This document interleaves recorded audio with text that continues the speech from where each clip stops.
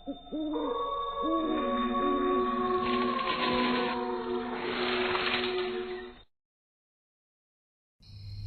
का समय था। गांव रामपुरा में चारों ओर सन्नाटा पसरा हुआ था। खेतों के बीच से आती ठंडी हवा पेड़ों को हिला रही थी। गांव के लोग जल्दी सो जाया करते थे, लेकिन उस रात कुछ अजीब था। गांव की औरतें अक्सर आपस में चर्चा करती थीं कि पिछले कुछ हफ्तों से गांव में अजीब घटनाएं हो रही है। कहते हैं किसी ने गांव में टोटका किया है। चौपाल पर गांव वाले बैठे थे। लालटेन की मध्यम रोशनी में सबकी आंखों में डर साफ दिख रहा था। भाई, ये सब साधारण बीमारी नहीं है। ये किसी का किया कराया है। कोई टोटका कर रहा है हमारे गांव में। हाँ, कल रात मैंने खुद देखा था। पीपल के पेड़ के नीचे कोई औरत काले कपड़ों में कुछ बिखेर रही थी। अरे ये तो बड़ा अशुभ है। टोटके का असर पूरे गांव पर पड़ेगा। देखो भाइयों, टोटका बहुत खतरनाक होता है। इससे इंसान की आत्मा तक को बांध लिया जाता है। हमें ये पता लगाना होगा कि ये कौन कर रहा है। मैंने अभी देखा, काली सड़क के किनारे किसी ने मिट्टी में खून से बने गोले और नींबू रखे हैं। ये सुनते ही सबकी रूह कांप गई। गांव के एक कोने में गोविंद का घर था। गोविंद की पत्नी रीना कई दिनों से बीमार पड़ी थी। सुनो जी, मुझे लगता है कोई मेरे गले को पकड़ लेता है। मैं चीख नहीं पाती। अरे ये कैसा वहम पाल लिया है तुमने? मैं तो पास ही लेटा रहता हूँ। नहीं जी, ये वहम नहीं है। कल रात मैंने साफ देखा, कोई परछाई मेरे सिरहाने खड़ी थी और उसके हाथ में खोपड़ी थी। अगले दिन सुबह गांव के तालाब के पास बच्चे खेलने गए तो उन्होंने देखा कि किनारे पर कई नींबू, कोयले की राख और लाल धागों में बंधी हड्डियां पड़ी थी। बच्चों ने शोर मचाया और गांव के लोग इकट्ठा हो गए। अरे देखो, ये तो साफ टोटके की निशानी है। अरे अब तो कोई शक ही नहीं बचा। कोई हमारे गांव को बर्बाद करना चाहता है। आज रात मुझे पूजा करनी होगी, वरना इसका असर और बढ़ जाएगा। उस रात गांव के लोग डर से जल्दी जल्दी अपने घरों में बंद हो गए। अचानक हवा तेज चलने लगी।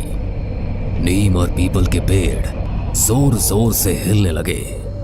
बचाओ, कोई मुझे खींच रहा है। गोविंद ने उसे कसकर पकड़ लिया, लेकिन उसने देखा कि रीना का शरीर अपने आप दरवाजे की ओर खिंच रहा है, जैसे कोई अदृश्य ताकत उसे घसीट रही हो।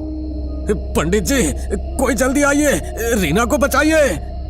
गोविंद की चीख सुनकर आधी रात में गांव के कई लोग दौड़े आए। रीना जमीन पर तड़प रही थी। उसके हाथ पांव ऐंठ रहे थे, आंखें उलट चुकी थी। हे भगवान, ये औरत तो भूत प्रेत से ग्रसित लगती है। नहीं, ये सब उसी टोटके का असर है। पंडित तुरंत मंत्र पढ़ते हुए कमरे में आए। इसे कसकर पकड़ लो, किसी भी हालत में इसे बाहर मत जाने देना। गोविंद और दो गांव वालों ने रीना को कसकर पकड़ा। पंडित जी ने मंत्रोच्चारण शुरू किया। अचानक लालटेन की लौ जोर से कांपने लगी। छोड़ दो इसे, ये अब मेरी है, कोई नहीं बचा सकता इसे।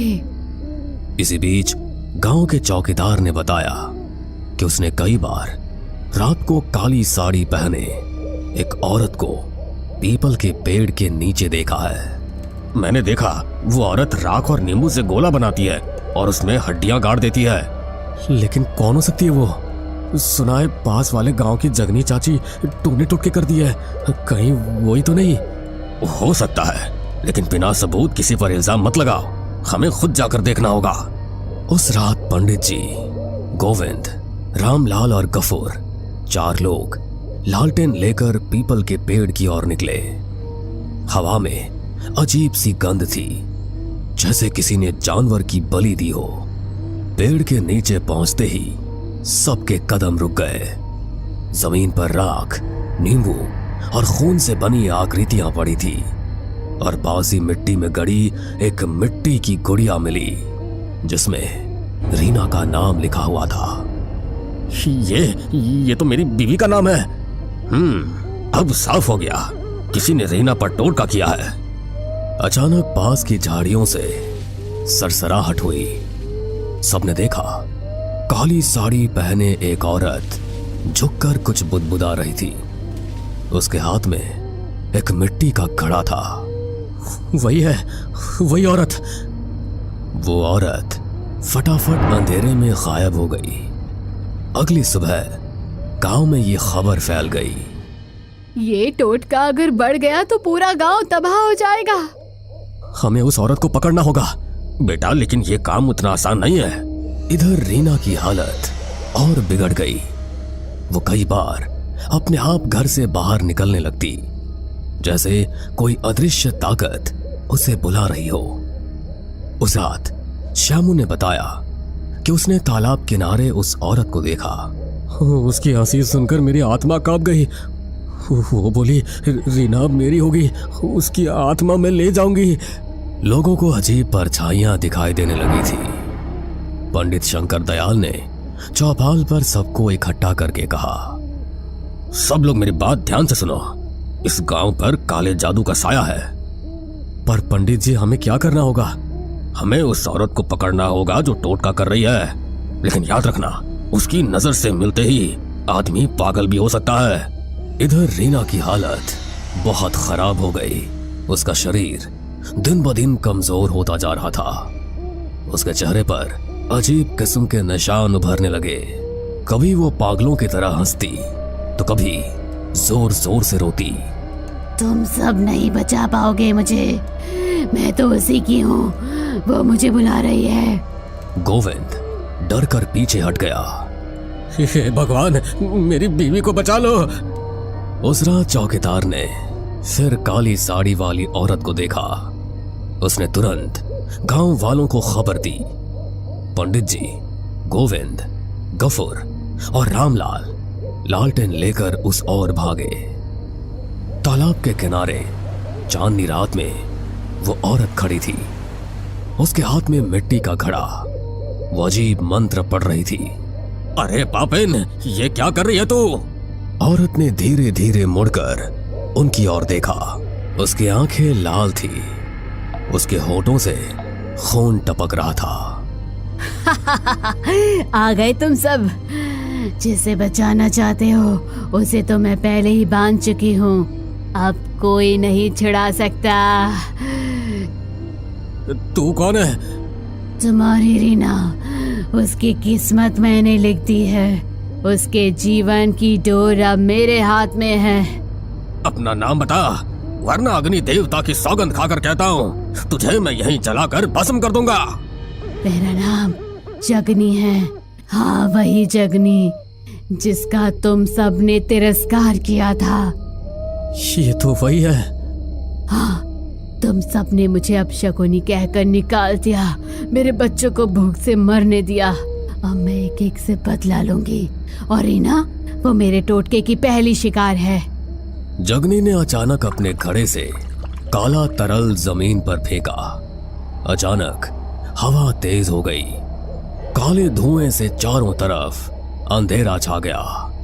उसी वक्त रीना अचानक अपने घर से निकलकर भागती हुई वहां पहुंच गई।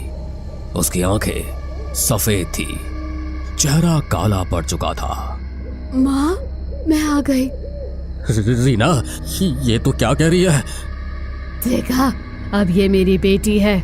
इसकी आत्मा मैंने अपने काले मंत्र से बांध ली है। पंडित जी, मेरी रीना को बचा लीजिए। आज ये निर्णायक रात है। या तो टोटका टूटेगा या फिर ये औरत रीना की आत्मा को लेकर चली जाएगी। रीना पागलों की तरह जगनी की ओर बढ़ रही थी। अरे दुष्टा, तेरे सारे टोटके मेरी मंत्र शक्ति के सामने टिक नहीं पाएंगे।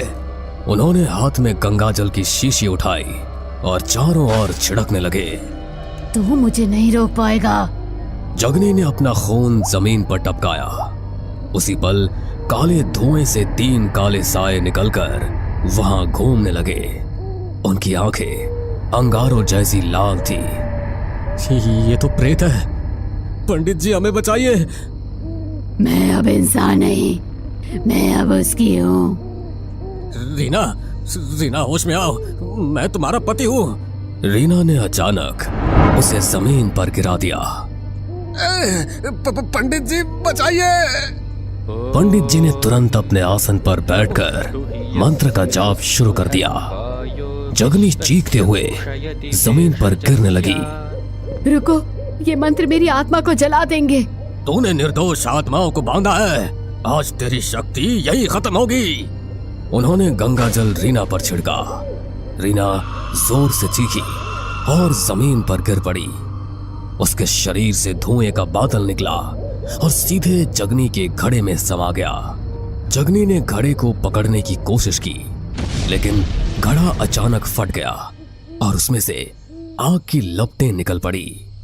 नहीं, ये नहीं हो सकता। मेरी साधना, मेरी शक्ति सब खत्म हो रही है।